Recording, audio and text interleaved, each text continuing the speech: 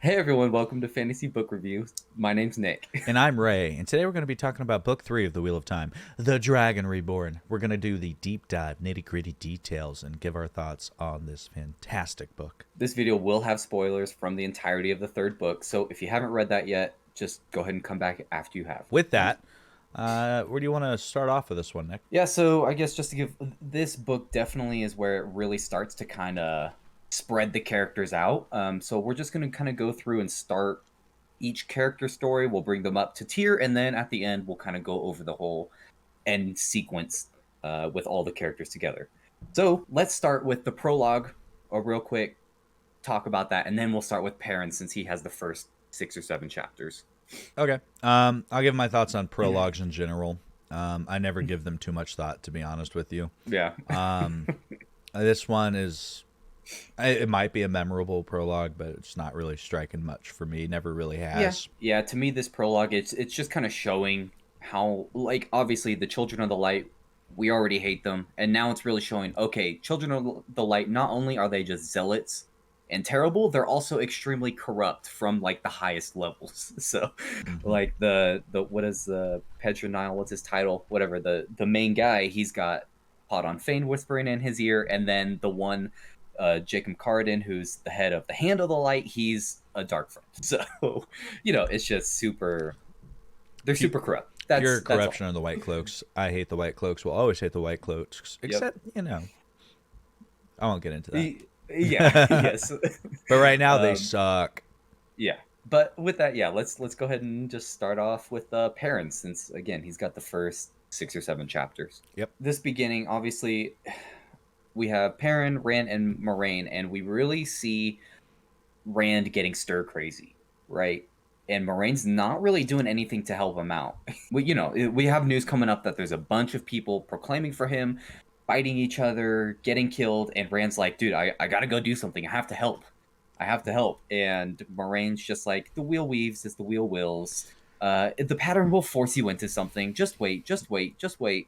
And yeah, and Perrin's just kind of there trying to like calm Rand down, especially whenever Rand goes off and sulks by himself and then causes an earthquake.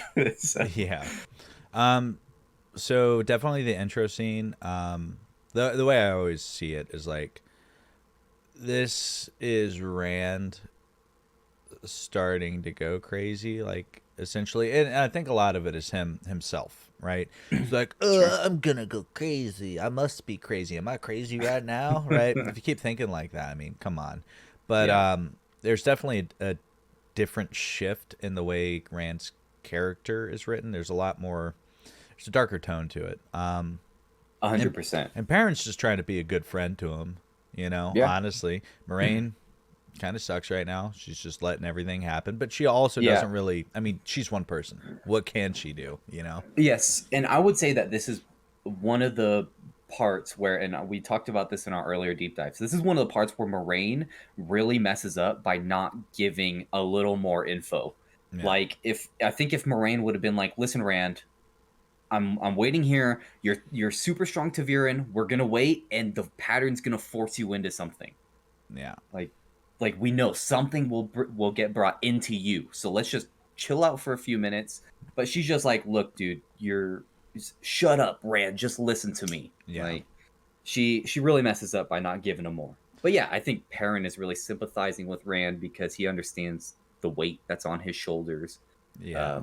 And yeah, so And then it's I don't know. All in all, it's like kind of understandable too. I think hmm it's pretty relatably written because in hindsight, everything's 2020 in hindsight, right? Moraine's like, yeah, I guess just shut up and listen to me because I don't know, yeah. she does, no, like I could see that Yeah, and happening I in mean real that's life. just most Aes Sedai, right? Yeah, They expect everyone to just listen to them and go yeah, along with what they're saying. And for to be fair, most people would and do. So yeah, yeah, she just kind of expects it of him, and Rand's not having that. yeah, Uh, but but yeah, also with this beginning camp sequence, right? Rand channels, and so I think what happens here, right? Rand channeling attracts the Murdral that are looking for him. yep, And so they end up getting attacked during the night. And this is one of my favorite scenes of the book. because Perrin just has a awesome badass moment. Like, Kills a couple Trollocs, takes down a mid-draw, and he's just yeah, like, wolf, wolf, yeah, wolf. You know, yeah, he does the howling wolf. in front. Yeah. Yeah. And then Min, I think it's Min. Min's like, Perrin, are you okay? And Yeah. like all the Shinaran guys are looking at him. And yeah, Speaking it's of which, this is where Min truly becomes one of my favorite characters. I oh like yeah, Min the best, honestly. You know, we won't go into why now, but she's my favorite for a reason, and this is really the start of it. Book one, she yeah. was great, obviously, but this is like where you're like, she's just a normal whole ass person with no powers aside Hmm. from being able to, you know, see shit. I mean, yeah, yeah, Which is semi. a big one, right? Yeah, But she's not strong. She can't fight, and she's just like, let's do it, guys. The exactly. whole So time. no powers that would make her overpowered, like stronger. Yeah. So She's like Samwise Gamgee, honestly, to me. Honestly. You know, she and as we'll come to see, you know, she tries to help Rand out a bunch too. Yeah, And and this is where yeah, Moraine pushes her away here, right? mhm. Makes her go to the tower to give a message to the Amerlin seat. Well, So, honestly. and so speaking of skipping ahead a little bit, right? After this battle, Rand is doing absolutely nothing, or he tries to, but he can't control Sidon. He lights a couple trees on fire, and then he runs away because he's just sick of it, and he He wants. doesn't run away. He disappears in the night. Yeah, he goes up a path that he created from his earthquake. He up and So vanishes. yeah, So and let's this is just kind of. I don't even think in this beginning portion, right? We don't have any point of view from Rand, and I this don't is think so. gonna be. Yeah, we don't see anything from Rand. He has right. I think you and I looked this up here just a couple minutes ago. Yeah. He has what 8% of the point of view Yeah, in this book. to preface, and this is when I was reading this book, this is one of my favorite books in the series. When I was first reading it for the first time through, I was like, Where is he? yeah, because like book one, like 74% is Rand's point of view. Book two, it's 40% Rand. Book three, it's 8% Yeah. Rand, and you're like, what just happened? You Yeah, know? and I think the first two books really were about Rand and about getting him up to proclaiming himself the Dragon Reborn. And so in this one, finally, Robert Jones like, okay, I kind of have to bring Perrin up. I kind of have to bring Matt up into becoming No. characters. Yeah, and then Egwene, I think she has like 24% of this Yeah, book's point of view. But is it 24? Wow. yeah, Okay. it's something high. The three of them, so Pat. Matt, Perrin, and Egwene each have like 24% roughly, and then 8% Yeah. Rand, and then the rest is spread out through it. Yeah. And this is where he starts to, you know, really develop these side characters. And Yeah. it's like when you read this book, every book series has one main character. This book doesn't. This book has Yeah. what, six Yep. main characters, Yeah. pretty much. I mean, yeah, this book puts the main character in kind of a back seat until the end. Really, I think. I mean, I'm sure his 8% is all at the end of this book. Mhm. Um, Literally, the but way I think of it is like Rand is the main character, but mhm. then the main characters are the ensemble. You know, Yeah, yes, but exactly. wow, So anyway, yeah. So Rand runs away, and then parent. So Min gets sent to the tower to give the message to Swan, Mhm. and then Moraine, Perrin, Loyal, and Lan chase after Rand. And somehow he's able to just stay ahead of them. I think at some point they find his horse dead, right? And Yeah. he's still just he's constantly staying ahead of them. Like and he's and they he ask is how, and what does Moraine say? Do you I remember? don't know. He Yeah, comes what from a she's long family of oh yeah, what yeah, was it, yeah. long runners or some shit. Yeah, a long lineage of runners or Yeah. something because IE'll just all Uh, run. Yeah. yeah. They're like, how's he staying so far ahead? And Moraine's literally like, look, you've never met the ale, but Yeah. they go. Yeah. He That's runs him. real fast. Runs fast and long. It's what they do. Yeah. You And know. so after they've been chasing him, right, we get to, and this is pretty soon after they started chasing him, Perrin and the party arrive. I did want to mention, sorry, Perrin and the party, or Perrin and Loyal go hand fishing, and then Moraine just kind of comes in, oh, can I hand fish with you guys? And then just like shows them up. She gets like 5 big giant fish, and I just thought this part was kind of funny. And then they get to Jara, right? And Jara has a significance to Perrin because he sees what can really happen to him if he were to fully let go of himself and Yes. give in to the wolf, So which he Perrin, has been which he has been fearing for a couple of books now. yeah. So Perrin struggling with that whole wolf dream, right? The Mm-hmm. wolfness, if you will, trying to push him away and stuff. He meets this guy, what, Gnome, and Yep. Gnome's chained up in a shed or something, or in the barn, Yeah. It's in the and stables or in the barn. Yeah. stables, yeah. And it's just nuts. Dude's crazy. He's like, I'm a wolf, bark, bark, bark. But he doesn't Mm-hmm. talk. He's a wolf now, Yeah, and he's completely consumed by it. and Perrin understands him, just like what is it? Tell it what psych, the mind Yeah, I reading mean shit. he exactly. He reaches out as if Yeah, he were going to speak to wolves, and he gets like this yeah, basically a just mad rant yeah. of images of like this guy's terrible life. So But also you feel the compassion from him because he tells the dude's brother, Numb's brother, it's like, hey, he'd be happier if he was free. Like he's yeah, not coming back. Just yeah, free him, and he does. yeah, yeah. You know, good guy Perrin.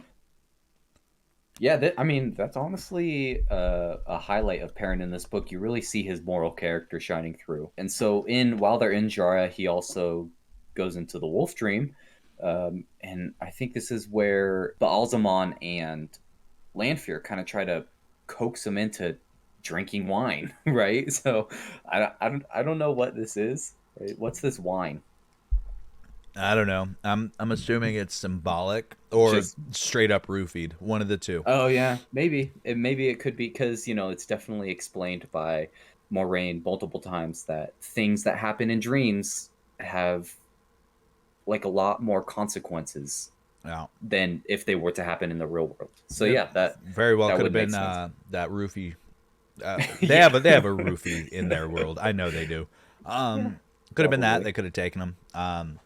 Or it could have been symbolic, like you drink the wine, it starts the transition to the dark side. Something to mention, though, is as they're chasing Rand, Hmm. unable to catch up with them, each town they go through, Jara, had a lot of stuff happen to it that is Yep. weird.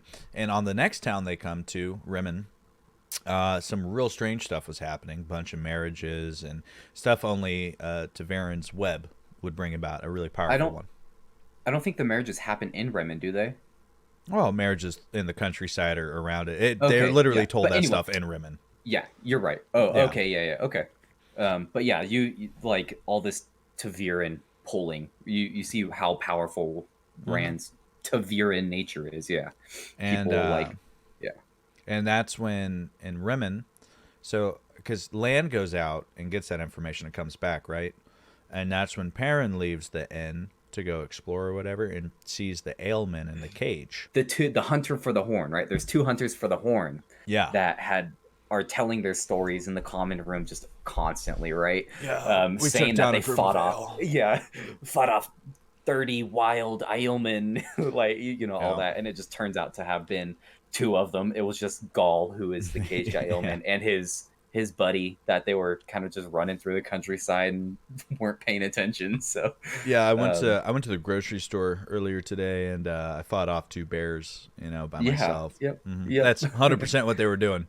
yeah, And exactly. yeah, so Perrin goes out and sees Gaul in the cage, and for some reason says, "You know what? Let's go talk to him and open this shit." I don't even, he doesn't even talk to him first. Opens it. He sees him in the cage and he thinks it's wrong, right? This is just another instance of Yeah. Perrin's moral character kind of showing through. He's like, man, people shouldn't be caged, And a right? big And we part of saw it that goes back to with Gnome. Gnome. Yeah, Exactly. We saw that with Gnome. He's like, you can't cage this dude. yeah. And then he sees Gaul in the cage. He's like, you can't cage people. So he brings him down and they talk. And then Gaul comments, he's like, it took 4 men to get me up there, and you brought me down by yourself. So Perrin, very strong. He's like, "Yeah, I pick things up and put them down." Yeah, I lift, bro. Yeah, but Gaul talks to him and it's like, Yeah. what's the ale saying? May water whatever shade stuff, right? May you always find shade, or yeah. Yeah, something like that. But Um, then the White Cloaks show up. yeah. And this Yep. is, I think, Perrin's first altercation with White Cloaks, right? Since he killed them, yeah. Yeah, since that last since time, yeah. since the first book, yes. I Perrin, think man, so. just doesn't like white cloaks on accident. Yeah, well, I mean, yeah, so he frees Gaul and they get down, they have a little chat, and Yeah, then this is one of my favorite parts of the book, right? Because they've been talking about Aiel warriors for mostly in the last book, but they've started talking about him more in this book.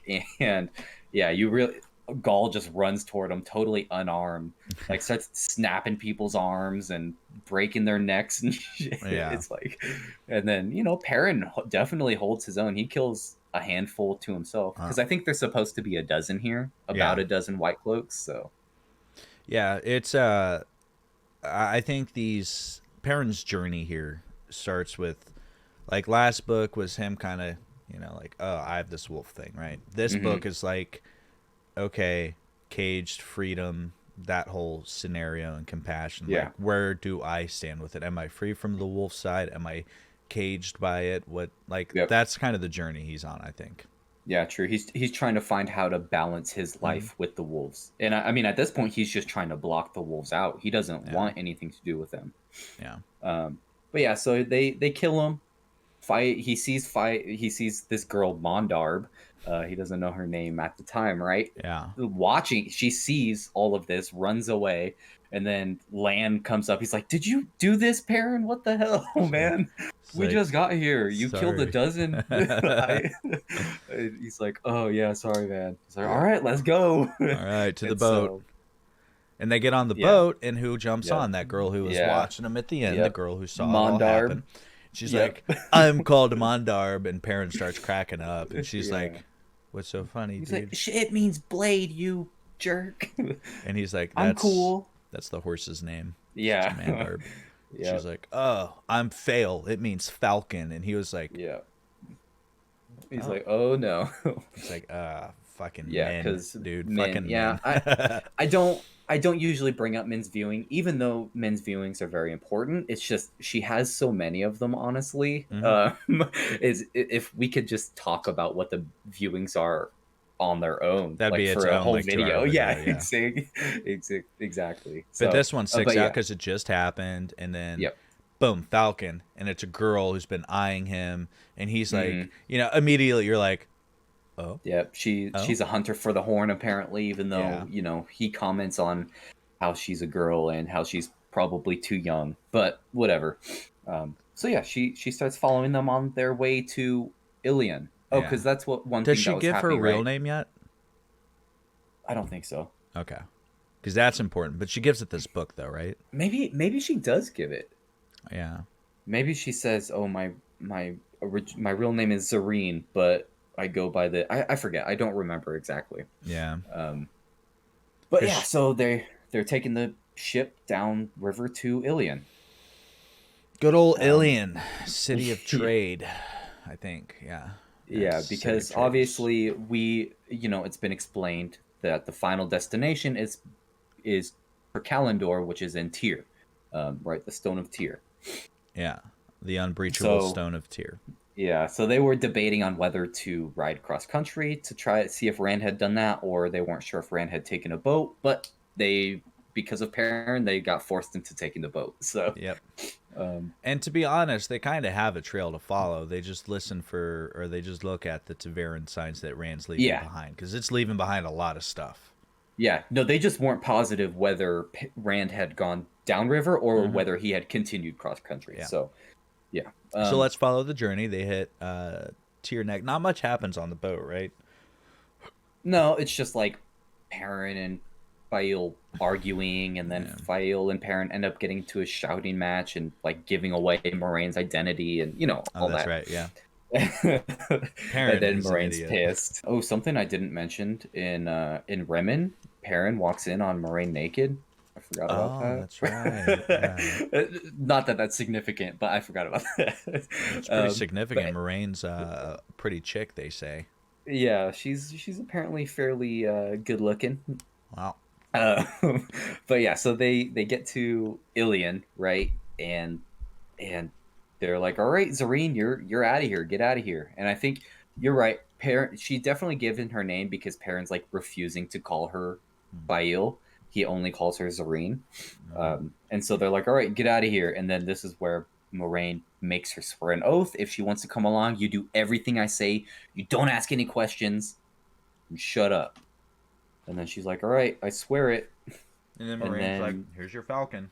yeah, exactly. And then Perrin's like, what the hell, man? You told her.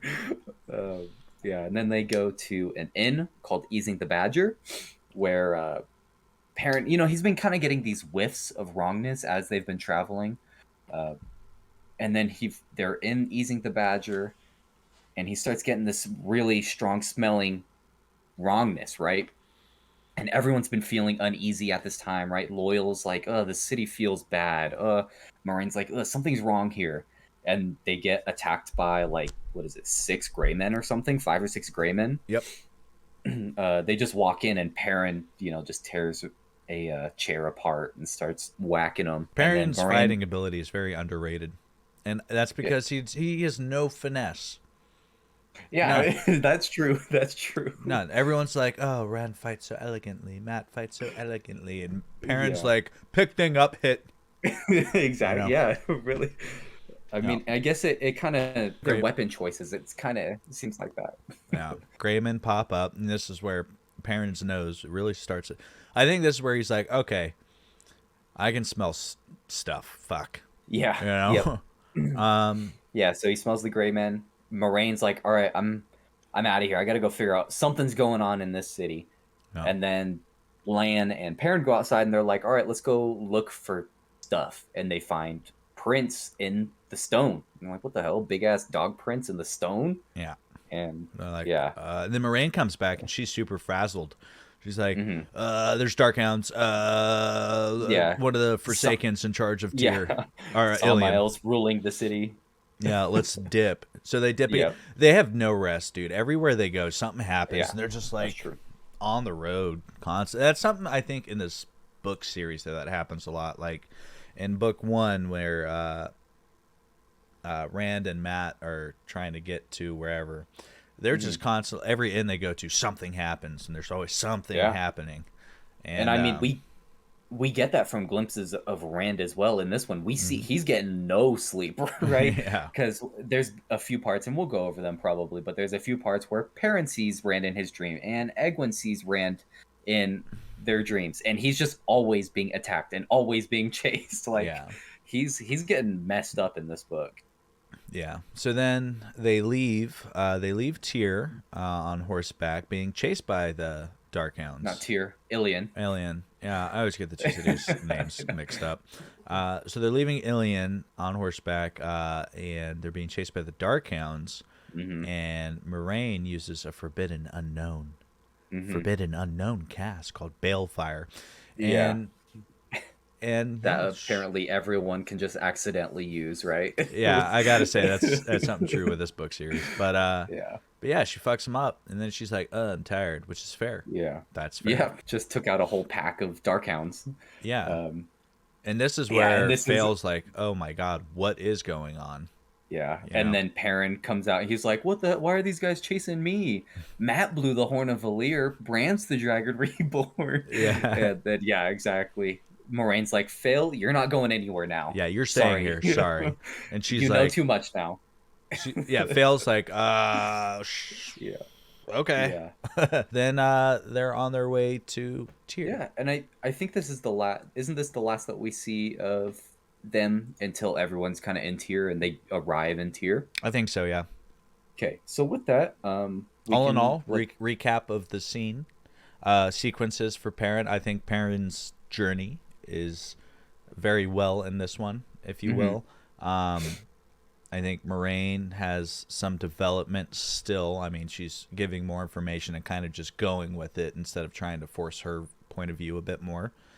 Yeah, hopefully she's learning from her mistakes with Rand so far, right? It feels like she is. Yeah, she's been trying to like browbeat him this entire time, and then he runs away, and she's like, "Okay, maybe I messed up." Yeah, and then Perrin and Fail's relationship that's building, I actually really like it. Yeah. Yeah, So all, I'm fine with it. all in all, I really enjoy Perrin's sequence throughout this book. I also do, and we get yeah he's just really he's really fun. Like he's got a lot of great scenes, and I Hmm. think this is like this is this book is his book, right? He gets developed really well in this book. So This book uh, and the next book, he actually has the most point of views in, oh, the percentage next one wise. too. Hmm. I didn't know that. Oh, okay. I pulled it up and I was looking like Yeah. throughout them. I was like, oh my god, Perrin. Oh, Oh, interesting. yeah. Him and Matt in this one too. They get a lot of love, and they need it. Yeah, honestly. Um, so with that, let's go ahead and move over to Egwene, Nynaeve, Elayne, and I guess slash Matt for a time because he's right. Whenever we come on them, Matt's unconscious from the dagger, Hmm. um, and they've been traveling for I don't. How long does it take to get from Tomon's head to the tower? Was it Can like we? 2 weeks, 3 weeks, or something? Oh, is it that short? I thought it was like a month. Maybe. Maybe whatever. Whatever. However it is, Matt is now unconscious and succumbing to the dagger. Right. um, Matt's not doing too hot right now, no, but he's not doing well at all. but we'll start Matt off from dagger healed onward. So Yeah. let's just do kind of that party up till there for now. Whenever they get to the gates of the White Tower, we see that there's white cloaks outside of the White Tower, um, and then these girls, the white cloaks are like kind of trying to do a show of force where they're gonna take them and search them, and then Egwene and Nynaeve and Elayne just all kind of blow up in front of them. Yeah. But yeah, so I mean, there's really not much to talk over, I think, about the beginning until Matt gets healed. So you want to just start at the tower for Oh, Egwene's story? well, I guess yeah, exactly. So yeah, into the tower, right? There, and this is something I understand why it's done. I hate it. It infuriates me that these girls are considered runaways. It's so frustrating, right? They get to the tower and they're runaways, and Farron's like, "You guys shut up! Don't talk to anybody. You're runaways." And then they get up and they meet with the Amerlin seat, and they're like, "She's like, you're runaways. Come on, Yeah. come on." I They're like, understand. Well, we were tricked yeah, by the and Black I Jaw. What do you understand. mean? Yeah, and at this point, I guess Swan is like just trying to keep their names away from Leandrin. Yeah. But it's just so frustrating seeing that. I feel for them. I'm like, Yeah. man, you guys are. This is not fair. Yeah. So the whole tower politics starts, right? Hmm. So like we'll kind of do the tower sequence first, the politics behind it and stuff. Hmm. So the big takeaways for me of these sequences here, because I really don't feel like there's much character development more than plot development for these characters. Egwene's not learning anything new about herself, and Elayne's not, or Nynaeve. Nynaeve still has True. the block with her channeling. She's not working on it. But this is where the Amerlin seat, Suion Sanch, or you say her name, sets them to hunt the Black Jaw, right? So then they're like, Yep. oh, don't tell anyone, right? Because it's just Egwene and Nynaeve, and then they're like, Yep. okay, we won't tell anyone. Then Nynaeve and Egwene immediately And then they tell go. Elayne, Yeah. hey, we're hunting Black Jaw. You want to come? And she's like, yeah, Yeah. I'll come. And it's funny. Swan kind of counted on it. She's Yeah. like, I couldn't involve Elayne myself, Yeah. but you guys told her, so Yeah. so be it. So, they're hunting now. They're hunting for these Mhm. Black Jaw.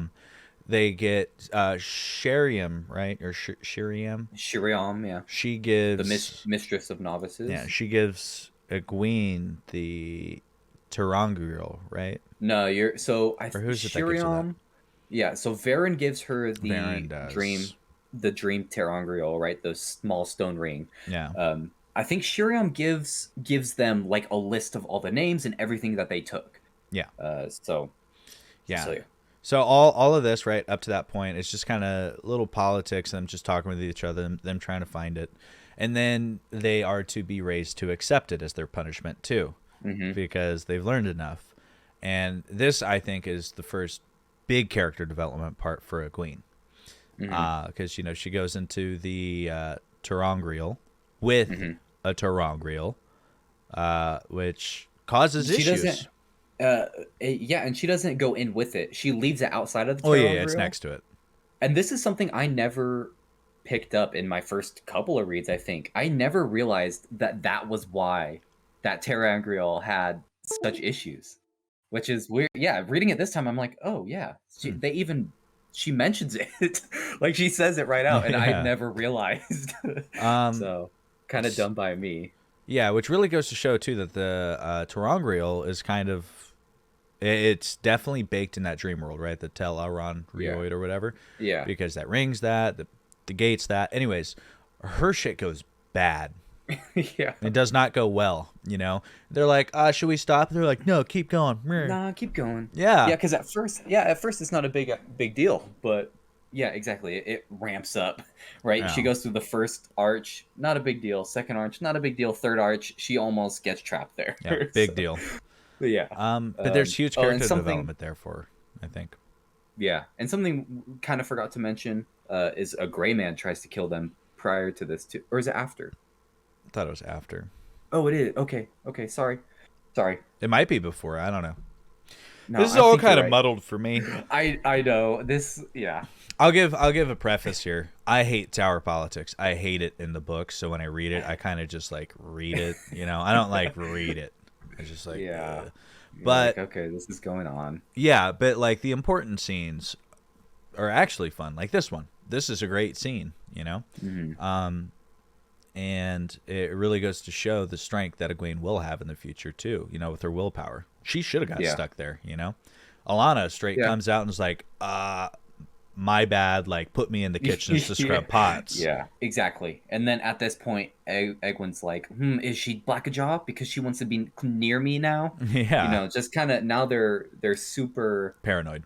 paranoid about Yeah, everyone in the tower, which which is kind of is rightfully fair. so. Yeah, Yeah, there's Black Sisters in the tower. You don't know who they are, yeah. so yeah, you're gonna be freaking scared about everyone. And you don't know this now, and I didn't know this till I looked it up. Even after reading all the books, I did not know this, right? Because it doesn't say it anywhere. But 20% of Aes Sedai are Blackjaw.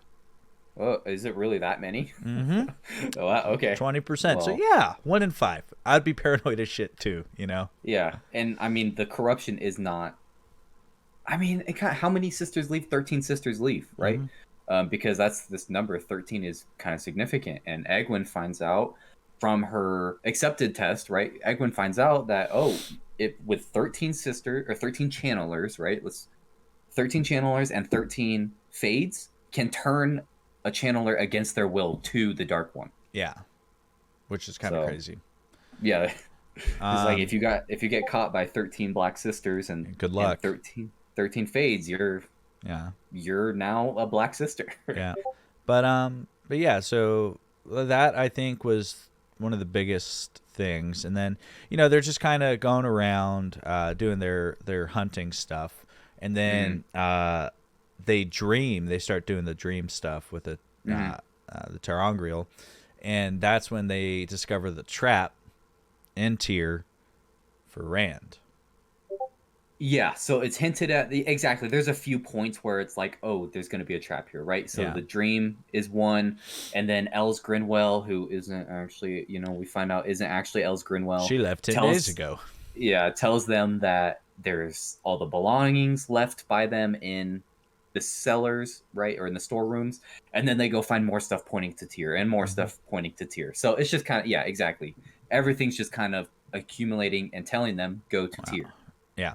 So Suian or Swan Sanch blesses them essentially with it. Gives them 2 letters, right? Which Or is one, it's so weird. Two letters. You're right. 2. It's so weird to me that that she is okay with this. Yeah, Obviously, it's the writing. She has to be okay so that they can yeah, go. But it's like it doesn't strike me that she would be fine with them leaving. yeah. So they go with a big pocket of gold, Hmm. and they give one of the letters to Matt. We'll talk about Matt Yeah. after we Well. finish Yeah. this. But so Matt ends up with one of the letters of "I have authority." Fuck you. Yep. Yep. Um, and then they go. They make their way up to Tyr to spring the trap. That's their Yep. plan. They've been getting penance, right? Working in the kitchens and on the. Nynaeve is like, if the Armelin doesn't summon us today, I'm leaving. I don't care. Yeah. And so just so happens the Armelin does go and see them today, and yeah, she gives them all that, gives them a bunch of gold, gives them the 2 letters, and then they leave and they take a riverboat down, and their riverboat ends up getting, what would you call it? Getting stuck on a mud flap, right? That's right. Yeah. They get run aground. That's the word I was looking for. They were run aground, and then they're like, you know what? We're just gonna walk. So they start walking on the Kyrian countryside, which everyone knows at this point is in complete and total civil war, right? It's complete chaos on this side of the river. Yeah. And this is where I start taking issue. It's like, man, the self entitlement for these people is infuriating. Nynaeve's like, you think we can't handle ourselves? You know what we are. We can go by ourselves. I don't care. Even though she can't channel a lick unless she's super angry. Yeah. So, I don't know if that's like, yeah, that is something I kind of take issue with in these books. There's a lot of egotistical, and you know what? If they're meant to be written that way, they did a phenomenal fucking job. Because like straight up, oh, I'm not a full Aes Sedai, but I'm going to call myself Aes Sedai, and even though I'm not that strong in the power because I'm still new to this Aes Sedai business, I'm Aes Sedai, so fuck off, I know best. And you're like, yeah, dude, you're like 19. And exactly, yeah, and in this book, I actually don't have too big of an issue with them calling themselves Aes Sedai. Oh, I have no issue with that. Yeah, it's like it's almost like I get why they would at this point. It's like if everyone thinks we're not Aes Sedai, they're not gonna listen, even with the letters. But yeah, so they go ashore and they come up on a group of Aiel women, maidens of the spear, right? Avienda, Avienda, and one of their companions is injured, and then Nynaeve's gonna go and heal them. By the way, I want to throw this out there. Every time I read Nynaeve and it's like she's getting herself mad, I always imagine her like she's like talking to herself. She's like, "I'm gonna fucking heal. Why are you getting fucking? Why is everyone fighting? Like I'm gonna fucking heal." And then heals, and then she's like, "All right, there we go, we're good." And everyone's like, "What just happened?" You know? Yeah. Anyone who doesn't know like what she's trying to do, yeah, exactly. Like, it probably looks fucking nuts. Is she insane? Yeah. But yeah, and so then I think at this point, right, they're just kind of letting on, oh, we're looking for he who comes. Is it he who comes with the dawn, right? They're Karakarn. And so I don't remember at this point, do they give them a tip to go to Tyr? I think so, yeah. I think they do. Yeah. I can't remember exactly. But yeah, so Perrin's giving Gaul this tip, hey, go to Tyr. Yeah. Right? They're just kind of spilling the beans about everything, telling everyone to go to Tyr if they're looking for Rand, basically. Hey, Bosselman, go to Tyr. Yeah, exactly. But yeah, so they give him the tip, right? She heals Dalen, and as they're going along further up, they get kidnapped. Yeah, yep. I think they have exactly what it's like. Oh, we can handle ourselves, and then what happens? These guys walk out with slings and smack them in the head. Like, yep. This is the thing that White Cloaks always say too: an arrow in the back, right, or knife in the night. Like he can't heal that. So, yeah. Doesn't one of them? Elayne gets her skull fractured, right, from the sling. Oh yeah. Yeah. Whenever they wake up, Nynaeve has to heal her. Yeah. Yes, right. And they're about to be sold off to some Midral. Yeah. And then 3 of them. Guess who comes and saves them? Yeah. The good old Aiel. Luckily, Avienda was following them. And, 150 paces back. Yeah. She's like, so we weren't close enough to do anything at the time, but we saw you guys get taken, so we thought we'd help you out since you helped us out. So very lucky for them. Yeah, and this really, in my opinion, is like so funny, ironically, and like it's written, I think, this way too, because they're like, because they tell the L, they're like, hey, no, we're good, we can handle ourselves. They tell Avienda that, right, because they offered their support or whatever. You can travel with us, and they're like, we got it, and then immediately just get fucked. Yeah, it is funny. It is funny, but that's kind of a theme throughout all the books. Rand's like, I can do it myself, and every time he tries to do it himself, he gets fucked. Yeah, I mean, exactly. You had mentioned these egos, right? You had mentioned these egos. A lot of these characters have these big egos. Not just Nynaeve, Egwene, and Elayne, which I think they are the worst about it. But Rand has this big ego. I think Nynaeve dies down. Egwene has a massive ego to the very end. I wasn't gonna mention what happens later, I'm but not. I'm not gonna mention it, but Nynaeve finds her like she settles down. I, Egwene, I, though, oh boy. yeah, I agree. Nynaeve is, I think, the best one written with Yeah, how her character actually develops. yeah, Um, I'd agree. but yeah, so I'm just saying, each of them have these huge egos, and yeah, they get taken down a peg multiple times. Yeah, but it So doesn't do anything for some of them, for yeah. Egwene. She's like, no, I can still do it. Yeah, yeah. All right. Um, But yeah, so then they end up in so they get released, boom, and they're heading to mhm, Tyr again, yep. and they get on another ship, right? Or do they walk the rest of the way? I don't remember.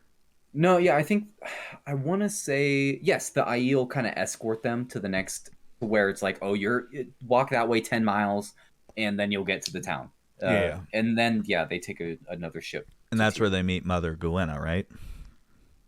Yeah, yeah. So they get to Tyr, and then they start doing that. But we can. Do you want to start doing that beginning part of Tyr for them, or just wait? Well, we can wait. We can wait. Okay, okay. So So with that, yeah, Matt. let's go ahead and move to Matt. So Matt Um, starting where he's getting healed from yeah, Shadar and Logoth's dagger. so while this isn't actually from Matt's point of view, obviously it's from Nynaeve, Egwene, and Elayne's point of view because I think just Nynaeve and Egwene, right? Is Elayne there? Regardless, it Uh, doesn't matter. yeah. Whatever. They're there and they're watching this, and it takes how many? There's 13 sisters, and they also have the most powerful Saw Angriel that the tower Has. possesses. Yeah. Yeah, and Matt still almost dies. Really, Yeah. this is a really cool scene to me. This is in one of my favorite scenes. But in the TV show, it was just Yeah, Moraine who healed it. yeah, exactly. And this is why I really like it. It's like, man, he's had this dagger for almost a year, I think, on the time Yeah. frame. He's had it for 2 books now, and then obviously into this third book, and it really shows how hard of a grasp it had on him. Not only that, just Um, how powerful the evil of Shadar Logoth yeah, is. yeah, Um, exactly. and But while yeah, he's so getting he healed from it, he while starts he's yeah, yeah, cursing out these Aes Sedai in the old tongue. yeah, He's ordering battles that are happening 1,000 years ago. yeah, Yeah, and it's this is the start of Matt's character development to me. mhm, Is right here onwards because like books, the other books, boom, he had the dagger, he couldn't really do much, and in fact, right. book one there wasn't even a point of view for Matt, but Yeah. here this really like puts Matt on a path for character development, and Hmm. I gotta say he quickly turns into a favorite character, right? Yeah, totally agree. And Matt definitely after this point, right after he gets healed, he has these really big holes in his memory, so he doesn't remember big portions of his life, even parts of his life that like before he had the dagger, right? Yeah. So stuff from his childhood he just doesn't remember. I think I could be misremembering this. I think he had mentioned that he like can't remember his sister's face, right? He doesn't remember just specific things that Yeah. happened even before the dagger. So this is a big what do you want to call it? A plot device, a big mover for Yeah. him. Like I want these holes filled. Well, Yeah. I can't remember anything. Especially Um, with the fact that he's speaking in the old tongue every now and again. oh yeah, And and it's he's like, coming a no, lot I'm more not. frequently. He's like, no, I'm not, dude. I didn't say Yeah, that. And everyone's like, you just did. yeah, you You did. did. No, no. But yeah, so he gets healed, and then he wakes up in the bedroom. He eats a ton of food, right? A meal fit for 4 men, or whatever they say. Yeah. Um, is this the point where Salene comes in and talks to him, right? So, Lanfear. yeah, I think we talk about Salene before we hit Tyr as well, because she kind of visits everyone throughout this book, and we missed it a couple Yeah. times. So Okay. after we finish Matt, let's hit Selene up where she was at, and then we Okay. finish We with can Tyr, because we Selene's can mention. important to the Yeah. story. Yeah. Um, Okay. and when we do a favorite characters, right, top five characters, when we do that, I guarantee you she's in my top three. I promise you Okay. that. Okay. Um, But yeah, so Selene comes and visit him, and then the Amerlin seat and the Keeper of the Chronicles come and visit him, and Swan, lets Matt she's like, what do you remember? She kind of just hounding him Mm-hmm. and lets him know she knows that he's bonded to the Horn of Valir. Yep. And she kind of gives us some information on what that means, right? Anyone else who's going to use the horn after this, it's just the normal horn. He has to be the one. So it's like, it's basically putting a target on his back Not because only that, obviously, it's forcing him to stay involved with events because he wants to go home and live a normal life and not be a part of any of this, but because he's tied to the horn, he has to be present at the last battle per the prophecies. yeah. And if he's not, he can expect to be assassinated, basically. Which So, doesn't feel good. yeah, yeah. uh, So it puts a big target on his back. uh, But and then he wakes up the next day, literally a day after he. This is my favorite scene in the whole book. A day after he gets healed from the dagger, he goes and just has a little bout with Gawain and Galad because he needs some money, right? He's got to make some money. He's like, I bet I can take on you guys 2v1. Me, my quarterstaff, you guys, and your swords. they're like, no, you can't. And Yeah, he's he's like, like, wow, you must be really good. yeah. And he shits on them. Yeah. And the warder, what's his name? Is it Hamar? Yeah, Is Hamar. It might be him. He's Yeah. like, who's the only person the Yeah. greatest swordsman of all time lost to? And they're like, a farmer Yeah. with a quarterstaff. Yeah. And Yeah. it goes to show Matt's skill with the quarterstaff because his dad is. He mentions there too, right? He's like, "Oh, you should see my dad." Yeah. Because Abel Cawthon is the best in the village with the quarterstaff. Well, I think he actually mentions Rand's dad because he kind of backtracks because he doesn't want to talk about Oh, Rand. true. Yeah. But he's like, yeah, you should see mine and Rand's da or something like that. Yeah.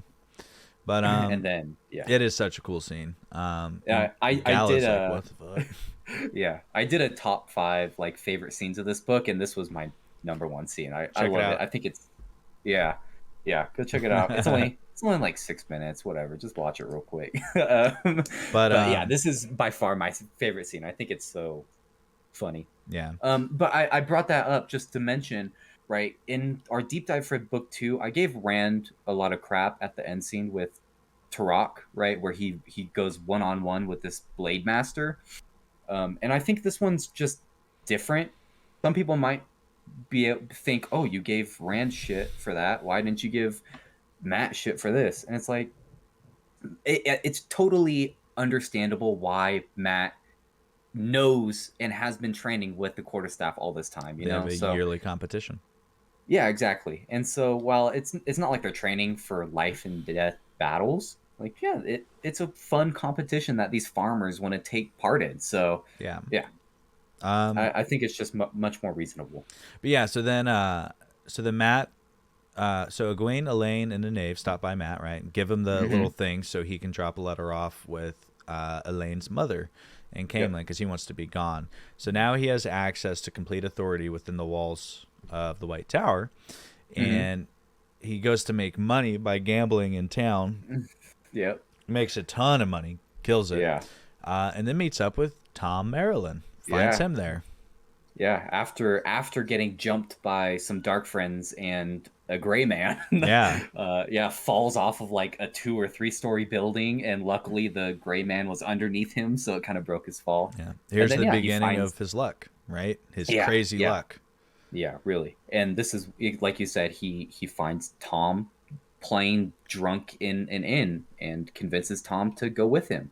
He's like, why stay here and if you want a dangerous life, I heard you're wanted for treason in Caemlyn. Come with me. Let's go. He's like, yeah, that would fit my mood. Yeah. So they start traveling there. They take a boat. Dark friends are on it. So cool, right? When isn't there dark friends? Yeah. And they end up in Caemlyn. I don't think much happens in between, right? Yeah, they end up rescuing a Ludra, right? That's right. What's her position, or what was her position? What are they called? Illuminators, right? Illuminators, yeah. So she that was an Arendelle. Yeah, they rescue her from the guild of Illuminators, right? And she gives them a whole roll of fireworks, which comes in handy later on. And yeah, it's basically just that they're getting chased, right? You see Matt giving gold to these poor kids and everything. Getting chased by Gray Man, getting chased by dark friends, killing them, narrowly escaping. Just same old thing. And it's Yeah. it's super fun. It's there's never a dry moment with Matt. Yeah. This is like I said, this is where I really like Matt's character throughout the books. I mean, there'll be points where all the characters in this series, kind of suck. But this book, Matt's really good. But anyway, so they end up in Camelin, and they go to that Queen's Inn with Basil Gill again. Yep. I love Yep. that guy. Yep. And he goes to give the letter to Morghese, and he gets rebuffed, so he has to go back and climb that wall Rand climbed initially, and finds Talonvor again. Yep. Well, before that though, he overhears someone, right, telling another guy to go and murder, right? Go find Elayne, go find Nynaeve and Egwene, and kill him. Yeah. And then so Matt's like, "Ooh, I'm gonna go tell Queen Morghese. She'll probably give me gold. Look, I discovered a plot to kill her daughter right here." And he can't. Yeah. Turns out that it's actually Morghese's new lover. Yeah. So he gets back and tells Tom and Basil Gill about it. And from there, Matt's like, "Well, I need to save them." Yeah. And he goes to save them. Yeah, this is a theme with Matt too, right? Yeah. He likes to think of himself as looking out for number one, let's say, right? He's only looking out for himself, but he always ends up saving people when they need him. Especially when it's a woman in distress. Yeah. He's straight up. He's like, I guess we have to. I told them if they need me, they can call me, but these guys are coming to kill him and they don't know about it. I guess I have to go help. Yeah, so then they travel, make their way to Tyr. I don't remember, honestly, much of what happens between there, so you leave this I don't think part. anything. I think after they leave Camelin, it's just like, boom, teleport to Tyr, Yeah. I'm pretty sure that's it. Yeah. And so you said you wanted to bring up Salene.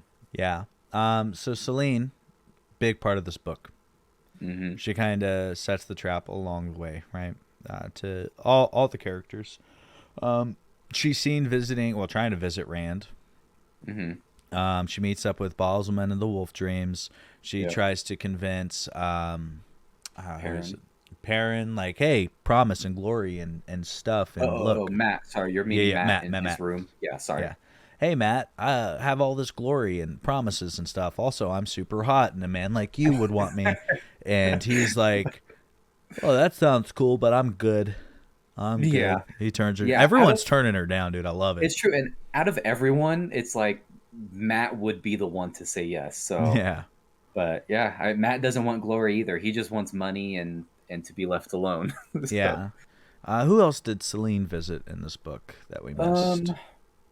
I mean, at the very end, she gives a letter, right? And I'll skip ahead to it just since we're mentioning Salene. Oh, yeah. Salene Lanfear, right? Gives the letter to the First of Mayenne, and she's Elayne. kind of just, Elayne. She just kind of proclaims to Moraine, like, hey, Rand is mine. He's always been mine. I'll let you look after him for me for a little bit, but I'm coming for him. Yeah. So she's very obsessive. Yeah, she's honestly out of the Forsaken. One of them coming up, Asmodene. I won't talk about him now, but her and Asmodene, I think, are the by far best written villains in this book. I agree. By far. I agree. I think a couple of the Forsaken, Robert Jordan really gets into them, and you really see the humanity in them, right? Obviously, in the first two books, really, they're like these big bad mystical figures that are just so far beyond everyone else. I'm Aquaman. My eyes are red. Yeah. Right. That's what you see them as. But as the books go along, they become like just they humans. become human. Yeah. You definitely see it. They're very, very skilled channeling humans, but still human. Yeah. And that is a tip for all you who haven't read the books all the way through. Just keep an open heart to everything Forsaken related, and you'll see some, like, you're not gonna forgive them. You're not gonna be like, oh yeah, no, these people are good people by any means, but you'll come to understand them a little bit more, which I think is super important to the story as a whole, especially for what the story is trying to like portray. You know. Yeah. Yep, that's true. But But yeah, so with now that, we're in yeah. tier. So yeah, tier. So let's you know, in tier, this is another. There's a cool scene. We'll just go back and start with Perrin, if you don't mind. Um, and this is cool to me because Perrin like gets a moment where he gets to go back and be a blacksmith, Yeah. right? And I really like this scene. I just think it's cool. But Like his wife's the Fael, blacksmith. yeah. We're not getting into that here. Yeah. Okay. But yeah, so Perrin gets to have his moment to like just kind of forget everything. Um, Moraine, because Moraine's out like trying to figure out what's going on. I think Lan, right, goes out searching and he sees a bunch of Aiel all around the city. So obviously the word from Perrin and the word from Egwene, Nynaeve, and Elayne has kind of Made it. prompted them to go to Tyr. Yep. So we see a lot of that. Um, yeah, what goes on with Perrin? Nothing really, Nothing aside from really. that, right? Yeah, Yeah. he's just blacksmith, and him and Fail get to like each other like Oh a little yeah, bit I more. guess you see their relationship kind of building. So Moraine discovers that Balal, another one of the Forsaken, His name is Ball. Bal- Balal rules in Tyr. And so she decides, hey, I have some plans. Lan and I are going to go do this. I'm sending you, Perrin, Fael, and Loyal. You guys are going to the White Tower. I'm going to send you by ship right now. You're leaving. Oh. And then Fael's like, oh, I got to go get something. And, I forget. He's like, I got to go find Loyal or whatever. And she springs a trap and she gets trapped in the wolf dream in Mm-hmm. Tel'aran'rhiod. Riyadh. And so Perrin chases after her. He's like, yeah, Moraine's like, look, you got to leave her. Sorry, you got to go. And he's like, what the? No, I'm going in there, Moraine. You're not stopping me.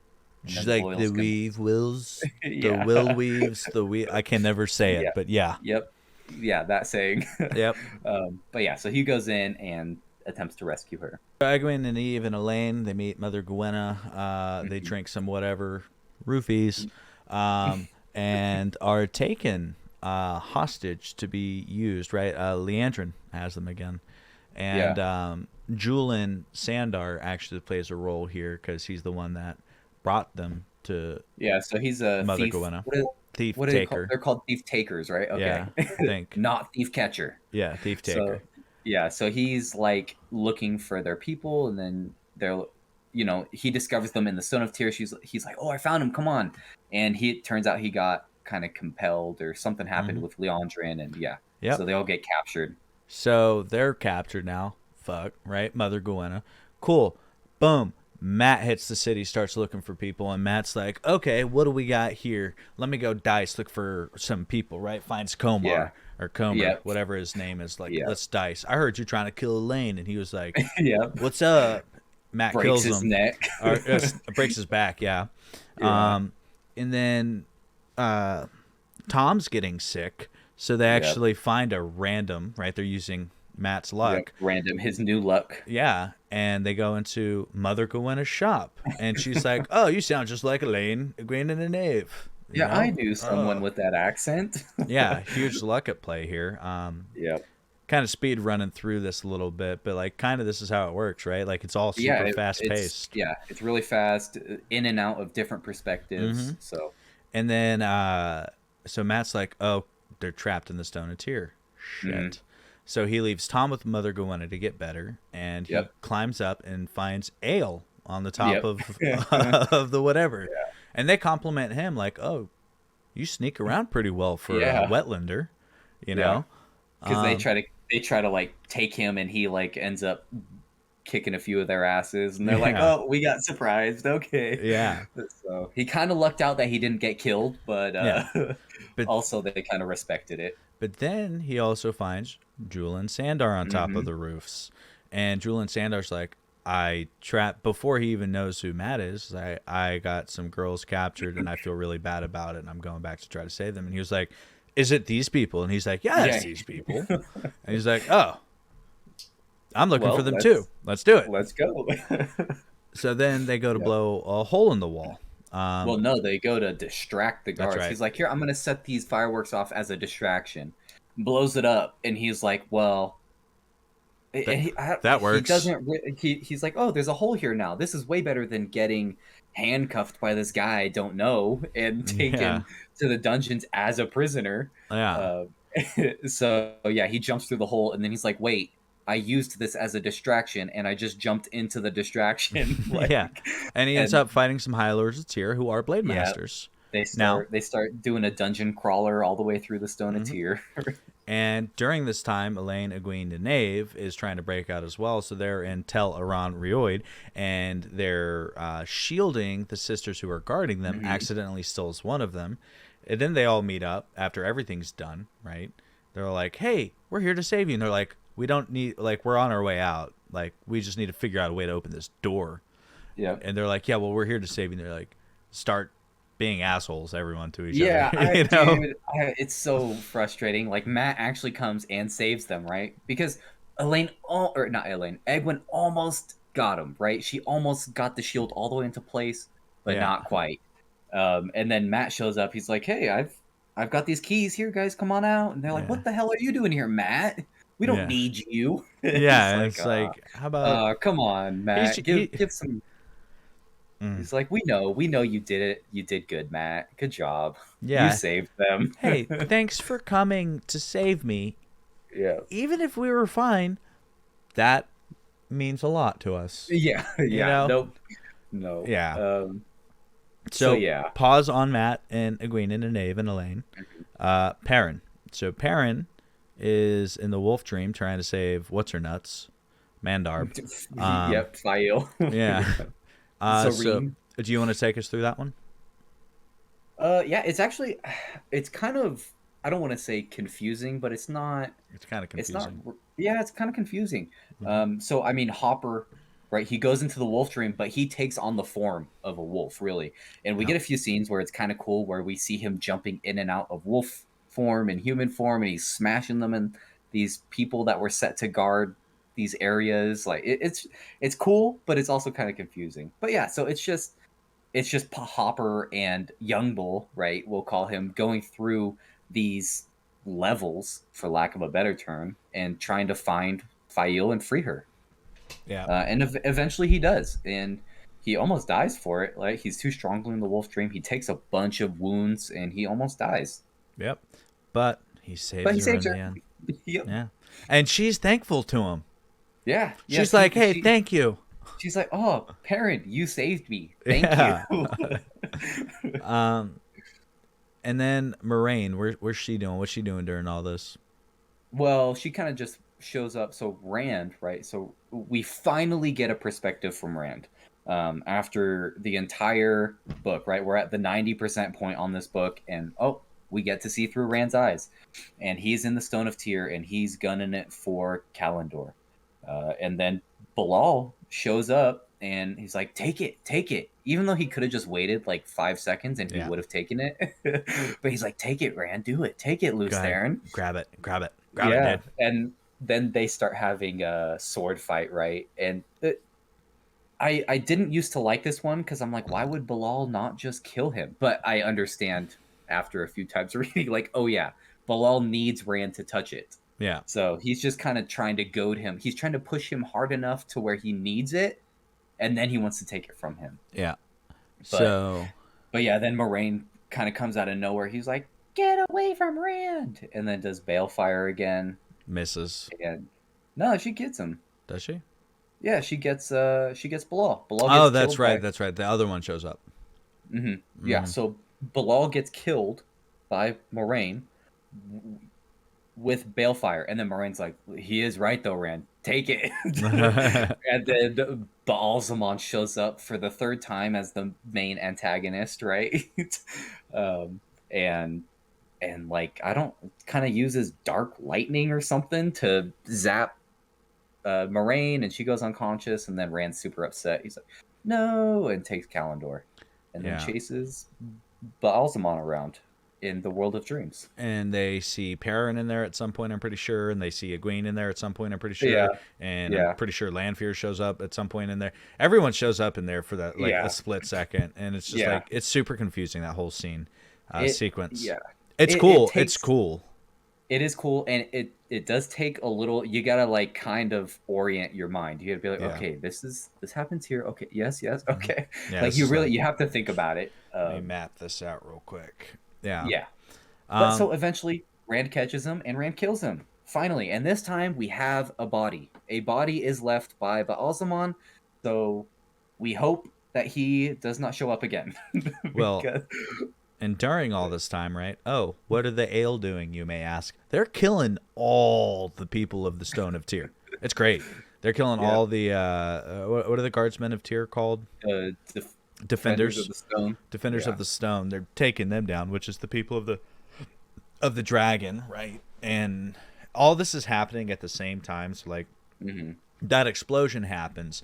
Ale are attacking at the same time. Hmm. Rand's there fighting. Moraine's there. All of this is happening Yeah.